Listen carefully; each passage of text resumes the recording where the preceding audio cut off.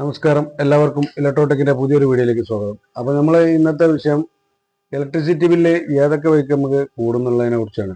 അപ്പോൾ നമ്മൾ ഒരു ഏത് പർപ്പസ് ആയാലോ അതിൽ നമ്മളൊരു അപേക്ഷ കൊടുക്കുമ്പോൾ KCBയിൽ ഒരു അപേക്ഷ കൊടുക്കുമ്പോൾ നമുക്ക് ഒരു കണക്റ്റിംഗ് ലോഡ് ഇത്ര എന്നുള്ള കണക്കുണ്ടാവും. അപ്പോൾ ആ ഇത്ര കിലോ വാട്ട് കണക്റ്റിംഗ് ലോഡ് ഉണ്ടാവുമ്പോൾ അതിന് KCB 2 മാസത്തിന് ശരാശരി ഉപയോഗം എന്ന് പറഞ്ഞിട്ട് ഒരു യൂണിറ്റ് കണ്ടിട്ടുണ്ടാവും. അത് നമ്മളെ കറണ്ട് ബില്ല് എല്ലാവരുടെ കറണ്ട് ബില്ലിലും നിങ്ങൾക്ക് എടുത്തു നോക്കിയാൽ ശരാശരി ഉപയോഗം എന്നുള്ള ഒരു ഇതിൽ ഇത്ര എന്നുള്ളത് എഴുതിയിട്ടുണ്ടാവും.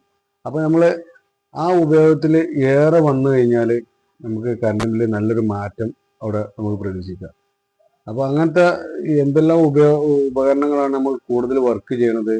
അപ്പോൾ ഞങ്ങൾക്ക് അനുഭവപ്പെട്ട ഒരു കാര്യമാണ് ഇന്നത്തെ വീഡിയോയിലൂടെ കാണിക്കുന്നത്. അതായത് കറണ്ട് ബില്ല് കൂടുതലാണെന്ന് പറഞ്ഞ ഒരു വീട്ടിൽ, അതായത് പിന്നെ ഞങ്ങൾ ചെന്ന് ചെക്ക് ചെയ്തപ്പോൾ ഞങ്ങൾക്ക് അനുഭവപ്പെട്ടൊരു കാര്യമാണ്. അവിടെ എന്തുകൊണ്ടാണ് കറണ്ട് ബില്ല് കൂടാനുള്ള കാരണം എന്നുള്ളതൊക്കെയാണ് ഇന്നത്തെ വീഡിയോയിൽ കാണിച്ചത്. അപ്പോൾ എങ്ങനെയായാലും നമുക്ക് നേരിട്ട് ആ വീഡിയോയിലേക്ക് പോകാം. അപ്പോൾ സുഹൃത്തുക്കളെ, ഈ ഒരു മോട്ടോർ കംപ്ലൈൻറ്റ് പറഞ്ഞിട്ട് നോക്കാൻ വന്നിട്ട് ഞങ്ങൾ മോട്ടറിന് പ്രശ്നമുണ്ട്, അതായത് വെള്ളം കയറണില്ല എന്നൊക്കെ പറഞ്ഞിട്ട് നോക്കാൻ വന്നതാണ്. മോട്ടർ ഓണാക്കി ക്ലാമ്പ് അടിച്ച് നോക്കി, മോട്ടറിന് യാതൊരു കുഴപ്പമില്ല, മോട്ടറെല്ലാം വർക്കിംഗ് ആണ്. അപ്പോൾ അത് മാത്രമല്ല കേട്ടോ, ഇതിൽ ഇവിടെ വേറെ പ്രശ്നം കൂടിയുണ്ട്. കറണ്ട് ബില്ല് കൂടുതലാണെന്നുള്ള 2-3 പ്രാവശ്യമായിട്ട് കറണ്ട് ബില്ല് കൂടുതലാണെന്നുള്ളൊരു വിഷയം കൂടി ഇവിടെ ഉണ്ടായിരുന്നു. അപ്പോൾ അന്ന് ഞങ്ങൾ വന്നിട്ട് ഈ ഇവിടുത്തെ വയറിങ്ങും കാര്യങ്ങളൊക്കെ ഞങ്ങൾ ചെക്ക് ചെയ്തതാണ്. വയറിങ്ങിന് യാതൊരു കുഴപ്പമില്ല എന്നുള്ളത് ഞങ്ങൾ ഉറപ്പ് വരുത്തിയിട്ടുണ്ട്. വയറിങ്ങിൻ്റെ പ്രശ്നമില്ല എന്നുള്ളത്. അപ്പോൾ ഇൻഡക്ഷൻ കുക്കർ ഉപയോഗിക്കലുണ്ടെന്ന് ചോദിച്ചു. ഇൻഡക്ഷൻ കുക്കറില്ല. അതുപോലെ തന്നെ മോട്ടർ എത്ര സമയം ഇടലുണ്ട്, പിന്നെ കോയിൽ കിണറായതുകൊണ്ട് തന്നെ മോട്ടർ എത്ര സമയം ഇടലുണ്ട് നിങ്ങൾ ചോദിച്ചു. മോട്ടർ ഒരു നേരം ഇടലുള്ളൂ, 1/2 ലിറ്ററിന് ഒരു ടൈം ഇടലുള്ളൂ എന്ന് പറഞ്ഞു. അപ്പോൾ അതൊക്കെ ഓക്കെ. അപ്പോൾ ഞങ്ങൾ ഇപ്പോൾ ഈ കംപ്ലൈൻറ്റ് നോക്കിയപ്പോൾ ഉള്ള അവസ്ഥ, മോട്ടറിൻ്റെ ഒരു ഫോഴ്സ് കണ്ടുകൊണ്ടു. ഇപ്പോൾ മോട്ടർ ഓണാക്കിയുള്ള അവസ്ഥ ഇതാണ്. ടാങ്കൊക്കെയുള്ള ക്ലോസ് ചെയ്ത് പുറത്തേക്കുള്ള തുറന്നാണ് ഇപ്പോൾ ഇത്. അപ്പോൾ എന്താ അവസ്ഥ പറഞ്ഞാൽ ഫോഴ്സ് തീരെ ഇല്ല, വെള്ളം കുറവാണ് കിണറിൽ. അപ്പോൾ ഈ ഒരു സ്റ്റേജിൽ വെള്ളം 1 മണിക്കൂറാവുമെന്നാണ് പറഞ്ഞത്. 1000 ലിറ്റർ ടാങ്ക് എല്ലാവരും പറയുമ്പോൾ 1000 ലിറ്റർ ടാങ്ക് ഒരു നേരം ഇടലുള്ളൂ. ഒരു നേരം എത്ര സമയം വെച്ചിട്ടാണ് ടാങ്ക് നിറയണമെന്നുള്ളവരും പറയില്ല. അപ്പോൾ ഈ 1 മണിക്കൂർ 1.5 HP മോട്ടർ ഓടിയാൽ എത്ര വൈദ്യുതി നമുക്ക് ചിലവാകുന്നുള്ളതെന്ന് ചിന്തിക്കുക.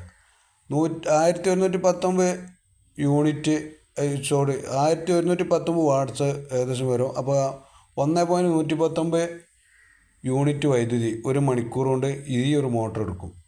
അപ്പോൾ നമ്മൾ 2 മാസത്തെ ബില്ലല്ലേ വരുന്നത്. 2 മാസത്തെ ബില്ലിൽ 67.14 യൂണിറ്റ് വൈദ്യുതി ഈ ഒരു മോട്ടറിന് വേണ്ടി മാത്രം ചിലവാണ്. നമ്മൾ ഒരു ഇലക്ട്രിസിറ്റിയിൽ കണക്റ്റിംഗ് ലോഡ് കൊടുക്കുന്ന സമയത്ത് നമ്മൾ എഴുതി കൊടുക്കണ ആ ഒരു ഇതിൽ ഫോമിലുണ്ടാവും കണക്റ്റിംഗ് ലോഡിൽ നമ്മൾ ഏകദേശം നമ്മൾ എത്ര വീടിന് കൊടുക്കണം, ആ കണക്റ്റിംഗ് ലോഡിനനുസരിച്ച് നമുക്ക് ശരാശരി ഉപയോഗം എന്നുള്ളൊരു ഇതുണ്ടാവും. യൂണിറ്റ് ഇത്ര 2 മാസം നിങ്ങൾക്ക് ശരാശരി ഇത്ര ഉപയോഗിക്കുക എന്നുള്ള ഒരു കണക്കുണ്ടാവും. അതിൽ കൂടുതൽ വരുമ്പോൾ എന്തായാലും കറണ്ട് ബില്ല് നല്ലൊരു മാറ്റം നമുക്ക് പ്രതീക്ഷിക്കാം. അപ്പോൾ ഇതുപോലത്തെ ഉപകരണങ്ങൾ, മോട്ടർ കാര്യങ്ങളൊക്കെ കൂടുതൽ ടൈം ഓടിക്കൊണ്ടിരിക്കുമ്പോൾ നമുക്ക് നല്ലൊരു മാറ്റം ആ ഒരു ബില്ലിൽ തന്നെ വരാൻ സാധിക്കും. അപ്പോൾ ഇതുപോലെ മോട്ടർ, അതുപോലെ ഇസ്തിരിപ്പെട്ടി, മിക്സിയൊക്കെ പിന്നെ നമുക്കറിയാം എത്ര സമയം എന്നുള്ളത്. ഇതുണ്ട് മോട്ടറിൻ്റെ വെള്ളം കഴിഞ്ഞതിൽ.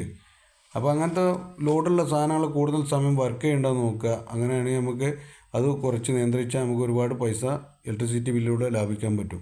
പിന്നെ വയറിങ്ങേരെ കുറ്റം പറഞ്ഞിട്ടൊന്നും കാര്യമില്ല. ഇതിങ്ങനെയൊക്കെ വർക്ക് ചെയ്യുമ്പോൾ അങ്ങനെ ബില്ല് വരിക.